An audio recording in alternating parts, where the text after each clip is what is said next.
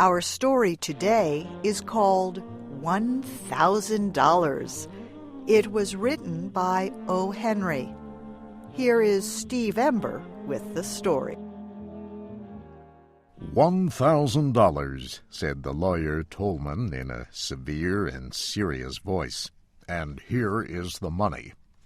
Young Gillian touched the thin package of $50 bills and laughed. "It's such an unusual amount," he explained kindly to the lawyer. "If it had been 10,000, a man might celebrate with a lot of fireworks. Even $50 would have been less trouble." "You heard the reading of your uncle's will after he died," continued the lawyer Tolman. "I do not know if you paid much attention to its details. I must remind you of one. You are required to provide us with a report of how you use this $1,000 as soon as you have spent it. I trust that you will obey the wishes of your late uncle." "You may depend on it," said the young man respectfully.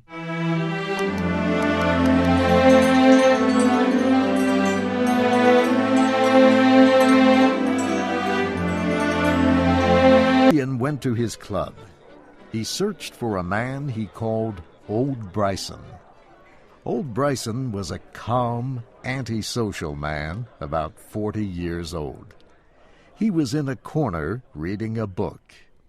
When he saw Gillian coming near, he took a noisy, deep breath, laid down his book, and took off his glasses. "I have a funny story to tell you," said Gillian. "I wish you would tell it to someone in the billiard room," said old Bryson. "You know how I hate your stories." "This is a better one than usual," said Gillian, rolling a cigarette, "and I'm glad to tell it to you. It's too sad and funny to go with the rattling of billiard balls. I've just come from a meeting with my late uncle's lawyers. He leaves me an even $1,000. Now, what can a man possibly do with $1,000? Old Bryson showed very little interest. "I thought the late Septimus Gillian was worth something like $500,000. "He was," agreed Gillian happily, "and that's where the joke comes in. He has left a lot of his money to an organism. That is, part of it goes to the man who invents a new bacillus, and the rest to establish a hospital for doing away with it again. There are one or two small, unimportant gifts on the side. The butler and the housekeeper get a seal ring and $10 each. His nephew gets $1,000. "Were there any others mentioned in your uncle's will?" asked old Bryson. "None," said Gillian. "Well, there is a Miss Hayden. My uncle was responsible for her. She lived in his house. She's a quiet thing, musical, the daughter of somebody who was unlucky enough to be his friend. I forgot to say that she was in on the ring and $10 joke, too. I wish I had been. Then I could have had 2 bottles of wine, given the ring to the waiter, and had the whole business off my hands. Now tell me what a man can do with $1,000. Old Bryson rubbed his glasses and smiled.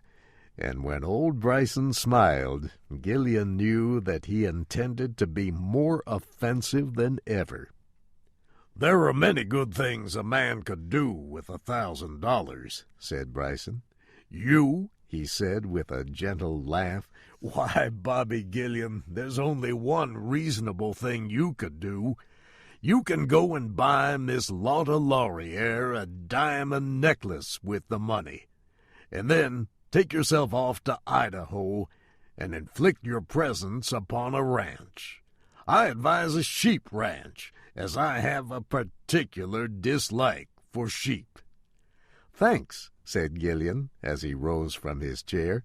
"I knew I could depend on you, old Bryson. You've hit on the very idea. I wanted to spend the money on one thing because I have to turn in a report for it, and I hate itemizing." Gillian phoned for a cab and said to the driver, "The stage entrance of the Columbine Theater."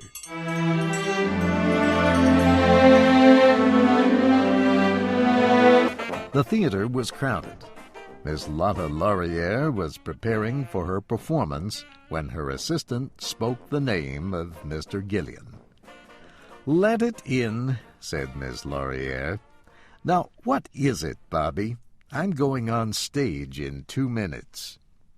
"It won't take 2 minutes for me. What do you say to a little thing in the jewelry line? I can spend $1,000. "Say, Bobby," said Miss Laurier, "did you see that necklace Della Stacy had on the other night? It cost $2,200 at Tiffany's." Miss Laurier was called to the stage for her performance.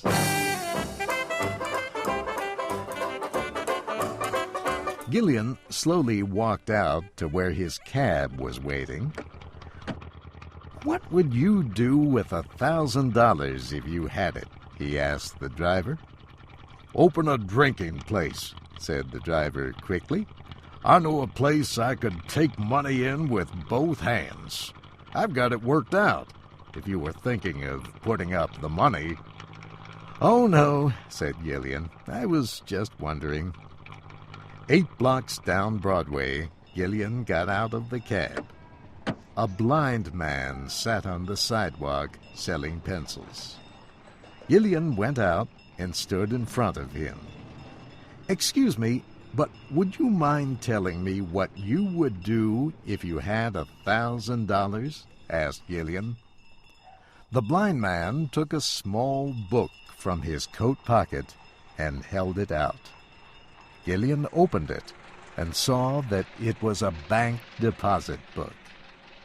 It showed that the blind man had a balance of $1,785 in his bank account. Gillian returned the bank book and got back into the cab. "I forgot something," he said. "You may drive to the law offices of Tolman and Sharp."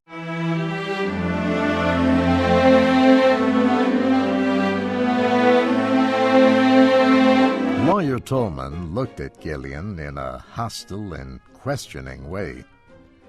"I beg your pardon," said Gillian cheerfully, "but was Miss Hayden left anything by my uncle's will in addition to the ring and the $10? "Nothing," said Mr. Tolman. "I thank you very much, sir," said Gillian, and went to his cab. He gave the driver the address of his late uncle's home. Miss Hayden was writing letters in the library. The small, thin woman wore black clothes, but you would have noticed her eyes. Gillian entered the room as if the world were unimportant. "I have just come from old Tolman's," he explained. "They have been going over the papers down there. They found Gillian searched his memory for a legal term. "They found an amendment or a postscript or something to the will. It seemed that my uncle had second thoughts and willed you $1,000. Tolman asked me to bring you the money. Here it is." Gillian laid the money beside her hand on the desk. Miss Hayden turned white. "Oh," she said, and again, "Oh." Gillian half turned and looked out the window. In a low voice he said, "I suppose, of course, that you know I love you." "I am sorry," said Miss Hayden as she picked up her money. "There is no use?" asked Gillian, almost light-heartedly. "I am sorry," she said again. "May I write a note?" asked Gillian with a smile. Miss Hayden supplied him with paper and pen, and then went back to her writing table. Gillian wrote a report of how he spent the $1,000. Paid by Robert Gillian $1,000 on account of the eternal happiness owed by heaven to the best and dearest woman on earth. Gillian put the note into an envelope. He bowed to Miss Hayden and left.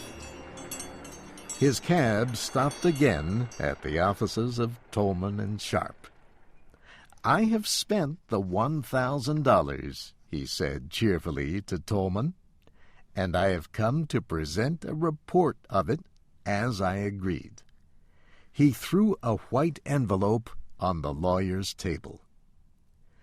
Without touching the envelope, Mr. Tolman went to a door and called his partner, Sharp.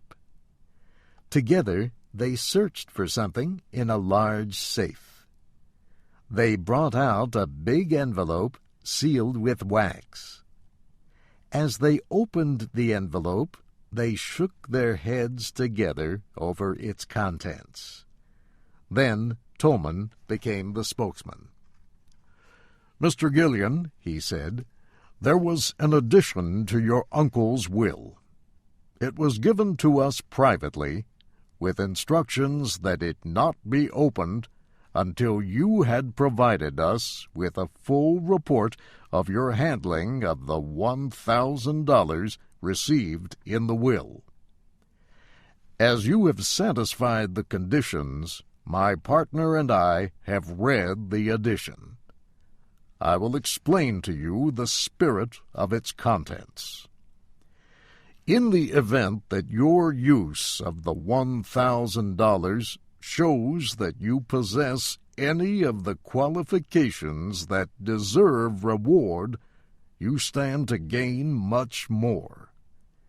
If your disposal of the money in question has been sensible, wise, or unselfish, it is in our power to give you bonds to the value of $50,000. But if you have used this money in a wasteful, foolish way, as you have in the past, the $50,000 is to be paid to Miriam Hayden, ward of the late Mr. Gillian, without delay. Now, Mr. Gillian, Mr. Sharp and I will examine your report of the $1,000. Mr. Tolman reached for the envelope. Gillian was a little quicker in taking it up. He calmly tore the report and its cover into pieces and dropped them into his pocket. "It's all right," he said smilingly. "There isn't a bit of need to bother you with this. I don't suppose you would understand these itemized bets anyway. I lost the $1,000 on the races. Good day to you, gentlemen." Tolman and Sharp shook their heads mournfully at each other when Gillian left. They heard him whistling happily in the hallway as he waited for the elevator.